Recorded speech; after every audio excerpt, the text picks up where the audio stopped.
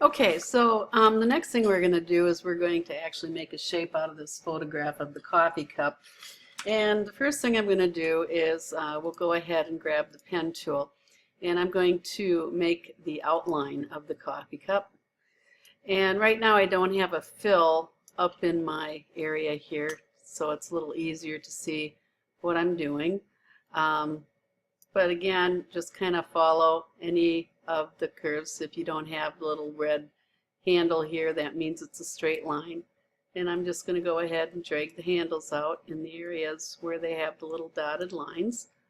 And then we're going to go up to I, and then we have a handle at J, handle at K, handle at L, straight on M, and N, and then connecting the shape. And so now if I go up to my fill, you're going to see that I have the shape of the coffee cup, okay? And you can see that I have the path here on my path palette.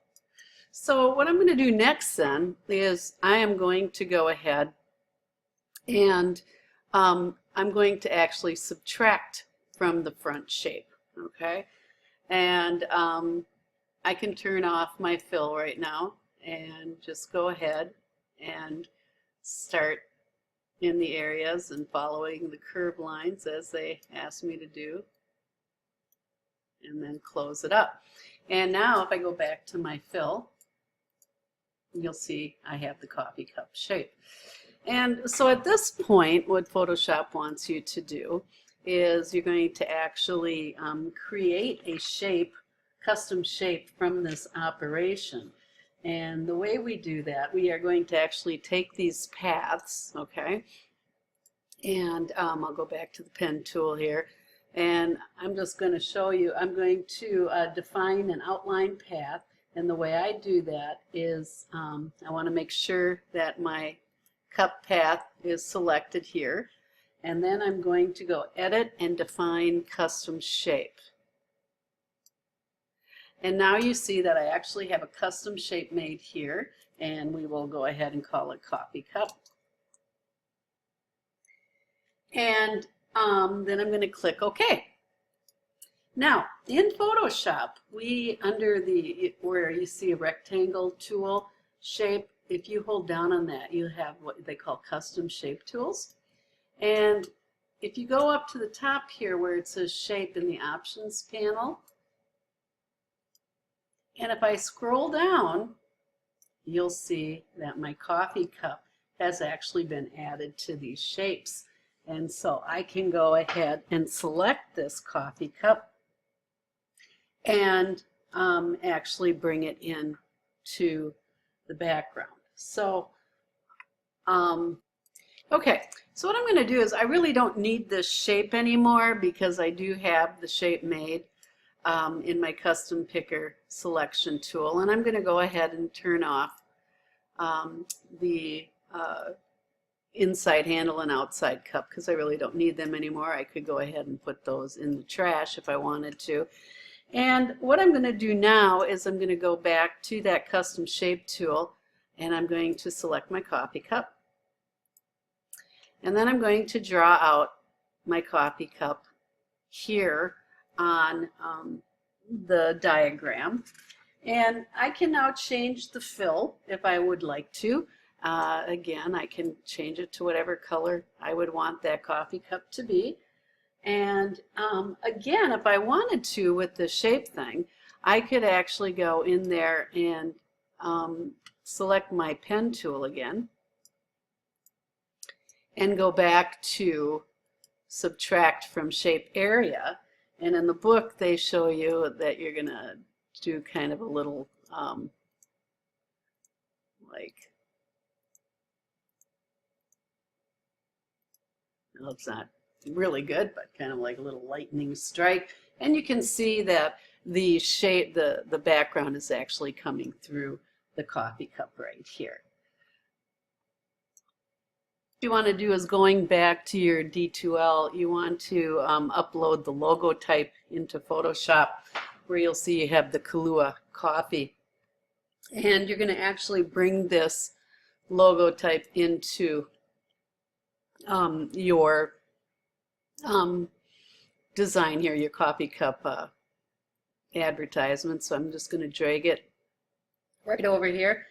And you can just go Command T, free transform, holding down your Shift key to resize the coffee text. Double click it, and presto, you have your little advertisement for Kailua coffee. So again, it's just a matter of working with the arcs and the lines. What we also talked about was how we can actually subtract from shapes.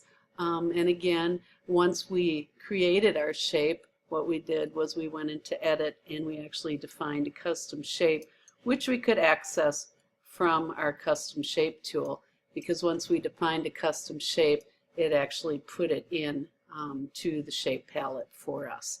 So that is the end of this chapter. Otherwise, no, excuse me, one last thing here. Again, you can add layer styles to these shapes as well. So if I wanted to, for example, go to the coffee cup and add some depth to the coffee cup, I could go into layer styles, and as we've done in the past with layer styles, we can do the same thing with the shapes. And you can see how I can give it different looks. I can do some contour and texture. I can do the bevel and emboss and add some more depth to it. And I can do the same thing with the text, because that is also a vector-based shape as well. And layer styles work for both bitmap and vector-based images. So anyways, as far as the book goes, what they want you to do is you're going to create the shape with the black fill, and you're going to make it snazzier by just adding the bevel and emboss effect, which we just did with the coffee cup. And then you're with the logo type layer selected. What they want you to do is choose color overlay from add a layer. Again, from choose color overlay from add a layer style, and that's this little FX. And you notice that this came in as a smart object in it. And once the FX is there, it allows me to go back into the layer styles, and you have the color overlay, which is right here, but I actually was on the wrong layer there, so I'm going to hit cancel, and we'll go ahead and do the beveled and embossed here. So we go to layer style, bevel and emboss, and then just add a little bit of contour and texture to the Kailua coffee, and then we're going to go to color overlay, and basically whatever color you have selected in the color overlay will be the color that it gives it. So you can change it by going to the color picker as well, and you can actually change the opacity as well. And so it's up to you as to how you would like to have this look, but hopefully this made sense. And if you have any questions, just email me and we'll send along the information that will help you. Thanks.